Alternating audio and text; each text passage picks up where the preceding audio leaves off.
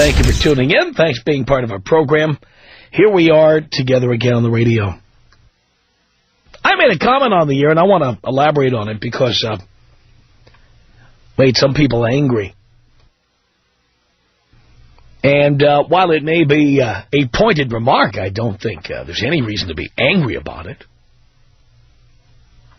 I suggested on the program that instead of telling little girls they can grow up to be president and at the same time they can have babies and whatever, I suggested that we give little girls basketballs and garden hoses and teach them how to suck through the hose. That is a pointed remark, of course. But let's not forget about how a lot of business is done, how the skids are greased. Let's not forget that marriage is a corporation contract. It's a corporate agreement in which two individuals, guided by absolutely no logic whatsoever, decide to sign up and form a corporation in which each partner owns 50%. Although, unlike a normal corporation, each partner will not put in 50% of the capital. And so the capital has to be made up for in other ways. The male, usually the one putting in more of the capital, more of the financial capital, ends up being compensated through basketballs being sucked through garden hoses, meals made, shirts ironed, socks folded, and children reared. That's the deal. That is what it's all about. Little girls who know how to suck a basketball through a garden hose will go a long way, especially if they are attractive. These are the hot chicks driving the nice cars, the BMWs, the Mercedes, the Ferraris. Those hot little blondes driving that Boxster around. That didn't come from nowhere. And they don't call it a Boxster for nothing. Somebody boxed her in order for her to get that car. That's how I got the name. Did you know that? It's true. When you see a girl driving a Boxster, the question is, who boxed her? You always wonder why it was called a Boxster. Now you know. You will notice that fat, homely, ugly, greasy chicks are never driving nice cars. They drive the Kias. I mean, that's who the Kias are for. You know, they drive the low-end Hyundais. They drive the little Honda Civics around. They drive the used Mazda GLCs and things like that. That is what homely, greasy girls drive. The irony of it all is, another one of the many ironies of Darwinism, as I see Darwinism, is that the fatter a girl is, the less space there is between her gut and the steering wheel. So you see the really hot, thin girls driving cars with miles and miles of legroom. And you see the fat, homely girls with a big steering wheel implant in one of the rolls of fat above their navel. That's just the way it is. That's also why you hear the fat, homely girls bragging that they bought their own truck on this show. They need a truck to haul that butt around. That's just the way it is. What is wrong with instructing young girls about the reality of adulthood? The realities of adulthood are as follows. If your little girl is growing up to be one hot number, tell her that not only can she accomplish anything she wants to in life, she can also do absolutely nothing.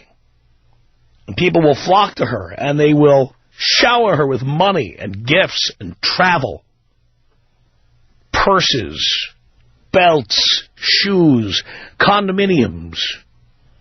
Literally, whatever their little hearts desire, they'll get it. It will be one of those hot girls driving one of those expensive fast cars around. And if your girl is growing up to be, face it, chunky, homely, fugly, you can start to see that. Really, even around 6, 7 years old, you can start to see what you're going to get. when the egg is fully hatched. And I think it's a good idea to sit those girls down and say, look, girls, you either get your face out of the KFC bucket and the Happy Meals, or you're going to have to simply go to school, get the most advanced degree you can get, and plan on working your way up the corporate ladder. And when you do that, the odds are you'll end up being some kind of a spinster or a cat lady, or you'll be, Aunt Jennifer, who comes over on the holidays to visit the siblings who do have children, because they could meet a man who is willing to pay the bill for that. Now, I know this sounds harsh, but it's true. I just can't understand why anybody would get upset because I tell the truth. Tom Leykis. 1-800-5800-TOM. Tom Leykis. 1-800-5800-866. There's not a day goes by where my wife and I don't come home and say, hey, well, did you hear what Tom was talking about? We get into a nice argument or discussion about it. It's cool. It's the Tom Leykis Show.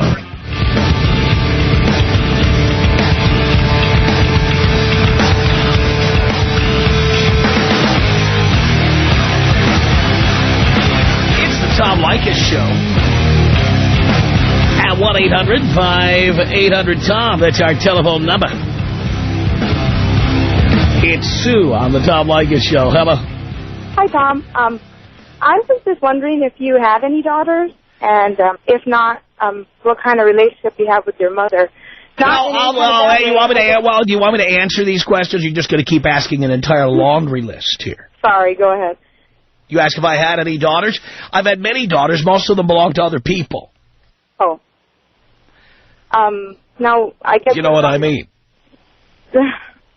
Meaning you don't raise them, or they just weren't yours, and you were with women that had daughters already? No. I was with women who were somebody else's daughters. Oh, I see what you mean. Yes, I've had daughters. Okay. I guess your views are what they are, and they work for you, and they work for a lot of people. Exactly. So I'm just wondering, your relationship with your own mother, My mom died in 1998. I'm not saying anything bad, but when she was alive, if your views were still the same, how did you guys get along with that? I had a very good view of my mother. My mother, though, was a traditional housewife. So while other women were out fulfilling themselves and running around fulfilling themselves, and frequently having sex with the people they were working with and stuff, my mother was home waxing the floor. Well, so, you see, dear, before you say another word and make another bad assumption, keep in mind that having a mother who is a traditional housewife, you have to admit that the opinions of a traditional housewife are much more in line with my opinions. Well, they are, but I don't know. I stay home with my children. So why would you assume that my opinions mean I had some kind of damaged relationship with my mother? No, I never assumed that. My opinions come from being raised, dear, I'm going to finish this sentence. My opinions come from being raised in a household by a traditional housewife. That is where my opinions come from. So contrary to what you assumed in your question, the fact that I had a mother and that I had a relationship with my mother. How was my relationship? Super spectacular, wonderful. Because I'm sure my mother agrees with most everything I say. Well, I guess just like your statement that women are no benefit to man, did your mom feel that she was a benefit to your father at all? Well, that is not what I said, dear. You're not quoting me.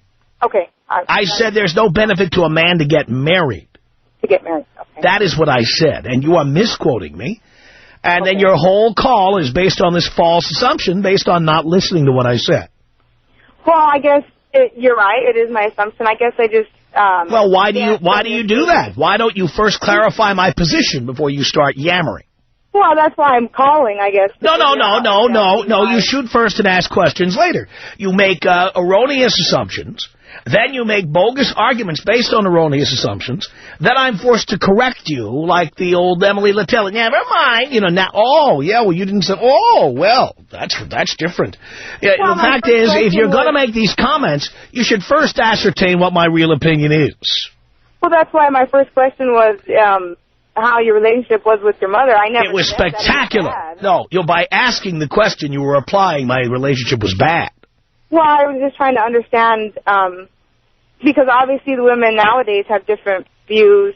I guess they wouldn't want to raise their daughters to learn to suck balls through hoses if they're attractive, or I guess to me it doesn't sound like it's much to value. I don't know. Well, I really think it's more realistic. I mean, if you have a fat and fugly girl, there's no point telling her she can grow up to be anything she wants, because she can't.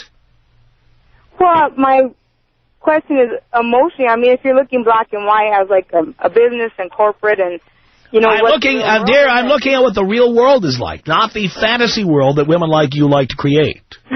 Well, I mean, everybody's born with certain emotions and ideas. I mean, that's... But I'm dealing with, it's called reality. That's what I'm dealing with. Okay. All right. And you have a problem with reality, don't you? No, I just think that there's more to it than just roles that people play, I guess. Well, the fact is, hot chicks drive fast cars that somebody else bought for them. Okay. By the way, how do I know that? I'm not just speculating. I have spoken to car dealers. I have asked them, how often does a woman come here and write a check for a car? Answer, almost never. Well, what about the exceptions to the rule? I don't care about exceptions to the rule. The exception proves the rule. And by the way, there are women who come in and buy expensive cars. They generally are homely, chunky, aging, and therefore they work harder because they don't have to worry about picking up after their men. And then ultimately they treat themselves with a nice car. Those are the exceptions to the rule. Well, okay, so then what's your idea of, I guess, what a woman should be? That would be something considered worthwhile by most men. I mean, a man has the most attractive woman he can afford. And that's all that... That's a fact. In fact, statistics have borne this out. We have read statistics on the air, documented, studies, that show that a woman who is overweight can expect to be with a lower-income, lesser-educated man. That's simply a fact. Okay, but I just didn't think that was all there was ever to it, and I guess I still don't, I guess. Well, dear, you know, you're living in the Walt Disney fairy tale universe. But out here in the real world, hot chicks drive fast cars. Okay. And fat and homely chicks have to work for years and save to buy a fast car. Okay, Tom. And you don't like that, do you? I don't agree with it, but you're entitled. You don't agree with it? Well, how many fat, homely chicks do you see driving really hot, expensive, sexy cars? Well, being as I'm a traditional housewife, I don't get out that often. Oh, don't use that as an excuse, dear. Well, I have... you go to the supermarket. I have single family members that buy their own vehicles. I'm not talking about buying their own vehicles. What vehicles are they buying? Kias? Hyundais? Well, I think Honda Civics? I think the Honda and the Toyota Corollas and all of those are nice-looking cars. No, dear, they are very reliable cars, and I love them both very much. I have very great fondness for them for when I was poor. So I drove many Hondas. I bought them new, and I love them to death, and I drove them into the ground, and I absolutely love them.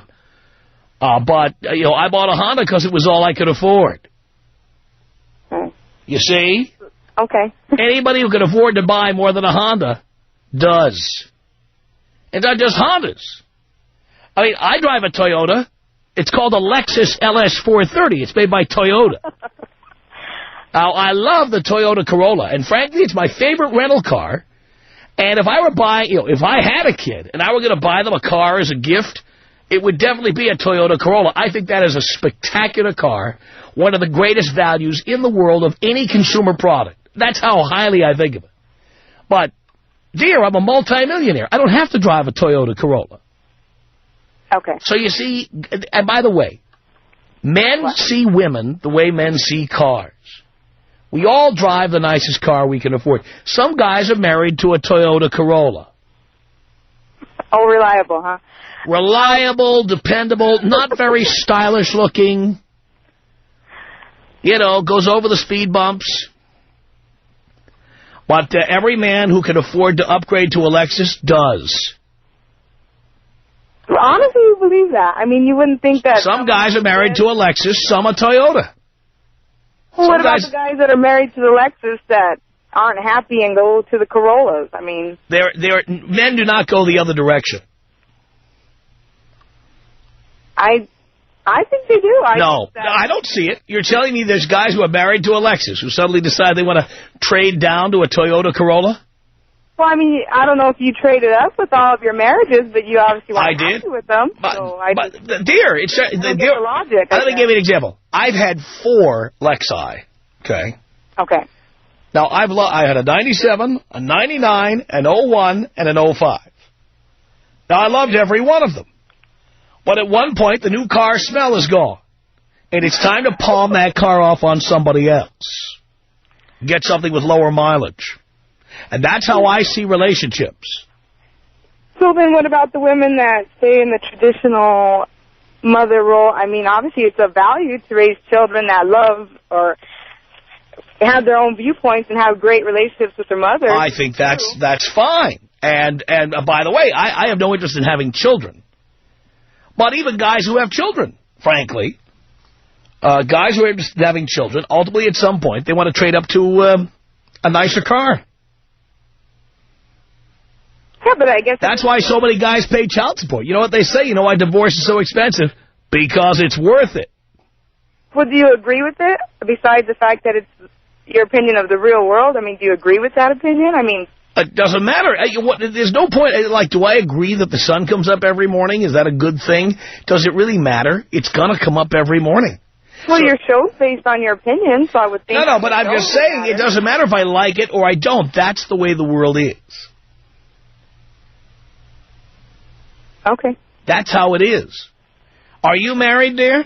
Yes, I am. Yeah, how long you been married? 6 years. How's it going? I'm sorry? How is it going? I'm happy. Is he happy? He says he's happy. He says he's happy. So you're not even sure? I know he's happy, but I don't want to assume to know anybody if they all think like you, so I'm going to say yes. You'd be surprised how many guys think like me, dear. Well, that's why I'm wondering if, what's your opinion on, that's why I'm concerned about what your opinion is on your own show about men wanting to trade up if they have a woman at home that takes care of the children. And well, the thing is, if we divorce you, you'll still be home taking care of the children, but we'll be looking at somebody who looks better naked than you. Okay. And that's the ultimate goal of a lot of guys, to get you to continue raising the kids while we continue to get younger, hotter, fresher models. Okay, I think I'd rather stay oblivious then. By the way, dear, just gotta get the stats on your odometer there. How tall are you, dear? I'm 5'4". How much do you weigh? I don't even want to say. It's that much, huh? Well, I mean, not that much, but I'm not what I was. Well, that's my point, dear. You see, if you were not married, you would be what you were before you got married. Yeah, but to me, it's a worthy trade-off to have a happy family. But you don't have to trade it off. You don't have to be fat to be happy. Well, you don't have to be fat to have a happy family. Oh, I see. I'm actually losing weight now, but after 4 children, it kind of adds up. And then now you take the time, but I'm just saying, just because I could have stayed skinny and not had children and been married, I chose to get married and have children, and I'm happy anyways. Yes, but you could have stayed on that treadmill, dear.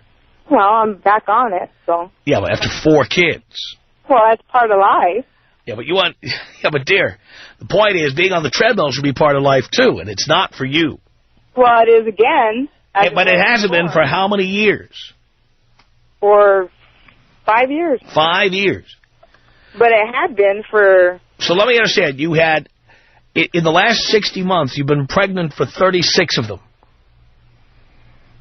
Yeah. Yes, that's right. Unbelievable. Well, and that's the other thing, too. I mean, men gain weight when they're married, but they... Yeah, but the men are paying the bill, dear. I understand that. And it's something about, and by the way, it's something about biology, okay? Okay. I mean, a man is visually stimulated. He cannot become aroused if he looks at you naked and you are a plethora of stretch marks, spider veins, hemorrhoids, droopy fried eggs, and, he just can't get stimulated, you say. So if a guy's with a woman that has no personality or just generally just not... I have always said... have a conversation with, that's more attractive just because he's... If I could get a combination of Selma Hayek and Forrest Gump, that would be a quinella. But I thought we were talking about the real world. I'm talking about the real world. Hot chick who has nothing to say. Perfect. I guess that brings me back to my question about, like, your viewpoints, how your mother felt about him. Did she just not care, I guess, that you had... Did my mother not care about what? I guess that you had taste like that. I don't know. I guess that... My mother was old school, dear. And my opinions are old school. If anything, I'm a product of my mother. Okay, so then let's say your father felt that way about your mother. How would she feel about it, I guess, and does that matter to you? Well, I can't tell you now because my mom died 8 years ago, so I really can't go back and ask her. Well, I know, but just from... I don't know. I don't know. Well, yeah, here's the thing. My parents never really talked to me about their relationship. But you had to know your mom's personality, whether it doesn't mean I know about their relationship. I don't know what their... Maybe he did talk to her like that. I don't know. Well, if he did have the views you do, or is a man... You know what? I was not as close to my dad. In fact, it's ironic that you would think there was something wrong with my relationship with my mom. I had a great relationship with my mom and not much of a relationship with my dad. Well, see, I don't really think that you had issues. Because every kid's different, but obviously your opinions have to matter at some point to your mom of what, her son thinks is worthwhile in a woman.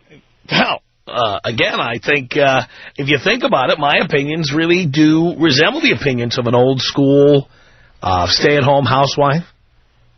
She pretty much was there serving her husband and serving the family.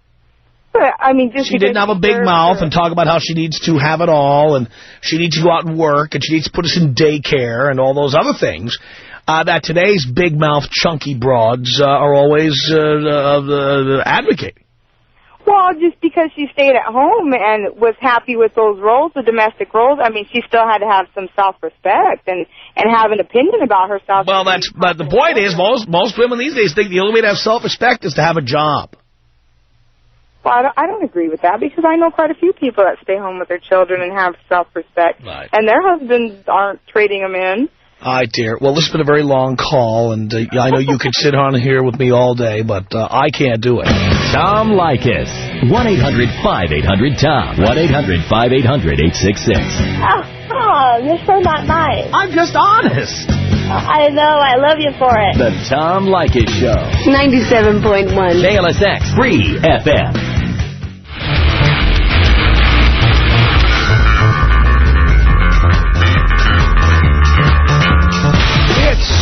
The Tom Leykis Show from Los Angeles at 1-800-5800-TOM. Trish on the Tom Leykis Show. Hi, how are you? Great. Actually, I wanted to say hi to my dad because I feel like, I'm learning a lot from you as well. Both me and my husband, we both decided that if we had known about you before we got married, we would not have gotten married, so... But needless to say, we did. Anyways, I have a question with what you said about how how you're supposed to raise your girls if they're pretty and ugly. Well, I have a daughter, and I plan on raising her in that way. But my question is, if I'm raising her like that, telling her that, guys will give you money and you'll be able to get cars and blah, blah, blah if you do these things. Well, but at the same time, though, you're teaching guys not to pay for anything. So... how's that? Yeah, but all guys don't listen to this show. All guys are not Leykis 101 students. There are plenty of saps out there, and you hear them call in all the time. Yeah. Who think that if you spend enough money, you can get any woman you want. And I think it's just if you have enough money, you can get any woman you want. And the more you spend, the less likely it is you'll get it. Okay. So the fact is there are plenty of saps out there who will buy her a car. By the way, the nicest car I ever bought for a woman was a Toyota. Okay. Well, it was funny when you were mentioning all the cars, and we just bought a Hyundai, so I just thought that was kind of funny. I was like, wow. Does anybody ever say, ask your husband if he ever fell asleep at night as a teenager and said, I'm dreaming of the day I can buy a Honda. I'll tell you right now, he never thought that. Nobody ever thought that. That's so messed up. Wow.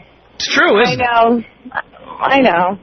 And that's why the guys who are married to Honda Civics, they didn't dream of marrying a Honda Civic. They realized that's all they could get.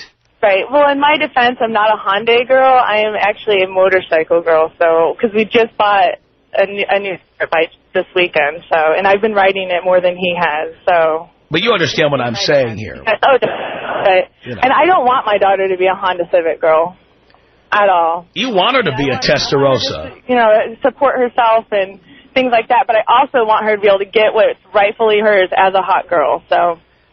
The thing is, she doesn't even have to get anything on her own. All she has to do is take everything she's given and put it away. So that's what I should be teaching her. Well, yeah. I mean, the one thing that hot daughters need to be taught is to save money, not for a rainy day, but for the day when their looks start to fade. Right. Because that's when they're going to need it. You know, Los Angeles and Beverly Hills specifically are littered with 42-year-old women who were all that 20 years ago, and who were given, you name it, cars and trips and condos and everything, and they just spent their way through figuring they would just keep going through guy after guy after guy, and the money will keep pouring in. Then eventually one day you see these women who are living in a one-bedroom apartment, you know, talking wistfully about the days when they used to have it. Yeah, with all their cats. And mementos from the good old days. And facelifts. They've had one too many. Right. Right. Oh, yes. I've definitely seen that. Yes. Yeah, and you're right. I don't want her to be that either. So you need to make sure she knows to put that money away and invest it. When guys give it to her, save it. Good. Because one day she won't be hot anymore, and then guys won't give her money anymore. I know. Eventually the day will come. I know. So I definitely want her to get it while she can and save it and invest it and do stuff like that. Right. All right, good. Well, I just want you to know that I am a student, and I have been, you know, since I heard you guys on the radio. So just want to let you know thank you, and I'll keep listening. Thank you, Trish. Oh, will you take me out Indian tribal style, though? Of course I will.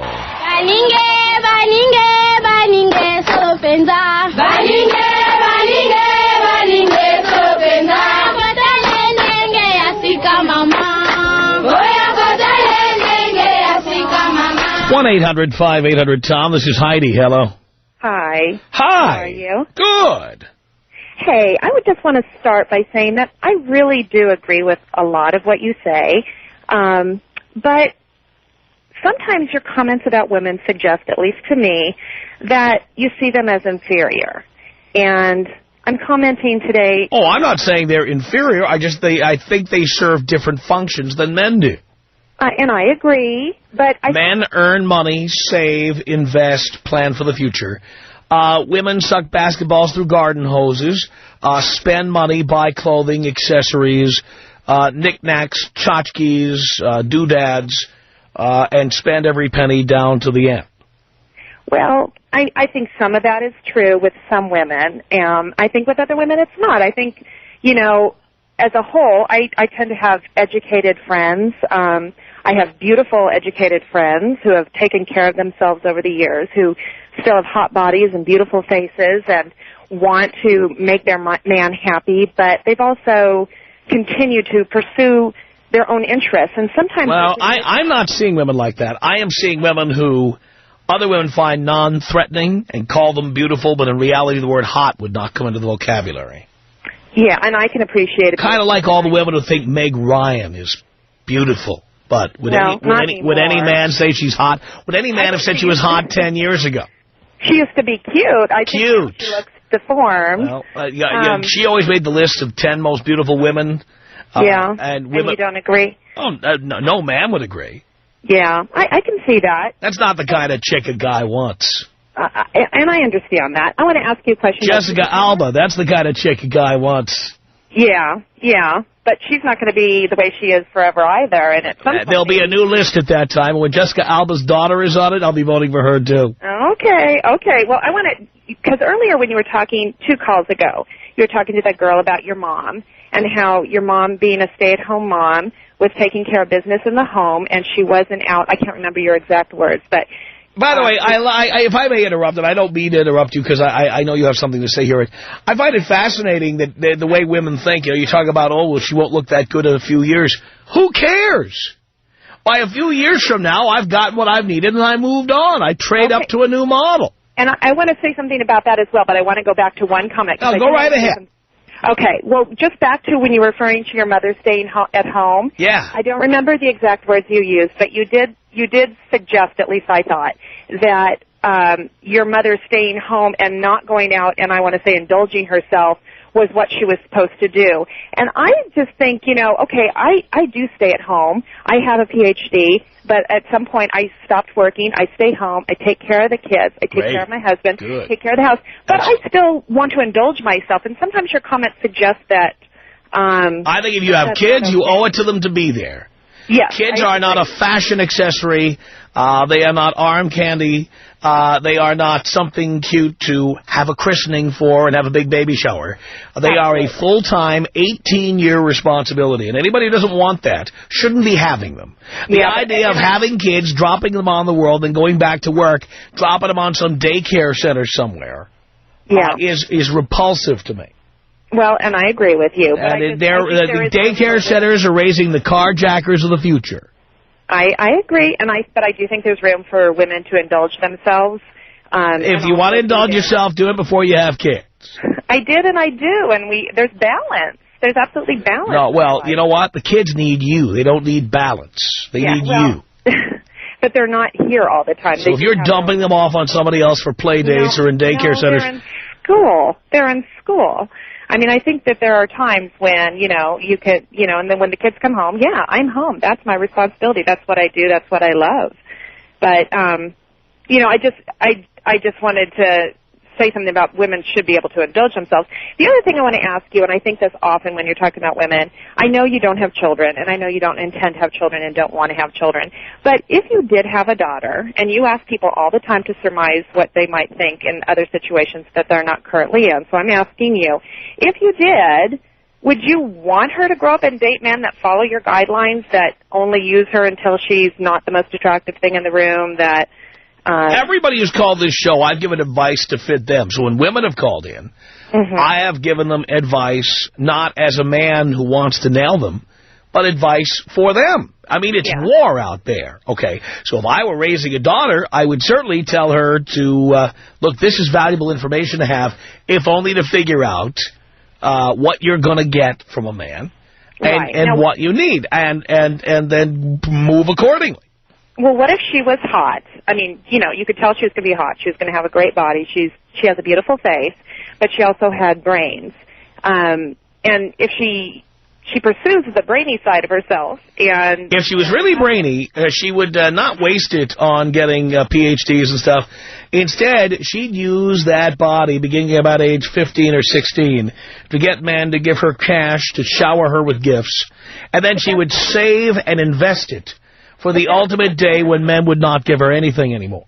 But that's the part of me that feels that you see us as inferior, because she has the ability to be hot and have any man she wants and take care of herself and not take advantage of men like you often accuse women of doing.